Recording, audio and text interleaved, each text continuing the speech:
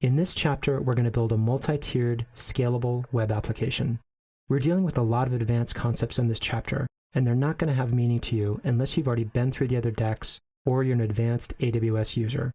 We strongly suggest holding off this chapter until you've had a chance to review all of the other decks. In this chapter, we'll walk through a multi-tiered Drupal-based architecture, which we do in this lesson. We'll download a template that helps us build that architecture. We'll review and modify this template.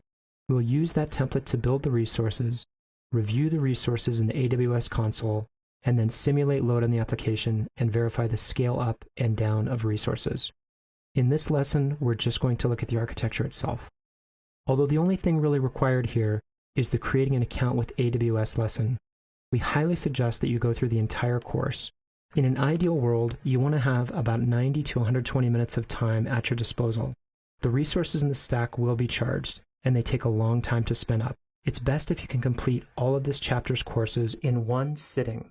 Again, this entire chapter is going to create multiple resources in AWS. There will absolutely be costs, but they should be minimal. Probably just a couple dollars if you do set aside 90 to 120 minutes and you go straight through. And also as long as you terminate this stack when you're done. You may want to terminate or rebuild if you cannot complete all of this chapter's exercises in one setting. Let's overview the stack that we'll build. First off, we're going to build an S3 bucket and attach an IAM policy to that bucket. We'll then build an Elastic Load Balancer, or ELB, and in 2 availability zones, we'll spin up 2 EC2 instances in an auto-scaling group. And because we'll have monitoring on the ELB, we can add instances behind the ELB once the latency of the ELB grows large. We'll also create a master and slave RDS setup using MySQL. The EC2 instances are going to serve Drupal, and the data is going to be saved in the RDS. All of these resources will be created with a CloudFormation template. If we tried to do all this by hand, we could easily burn up a half a day. With CloudFormation, we'll get everything spun up in just about an hour or so.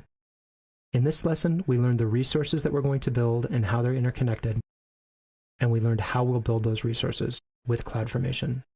Now that you're finished with this lesson, we highly suggest you immediately move to the next chapter and go all the way through.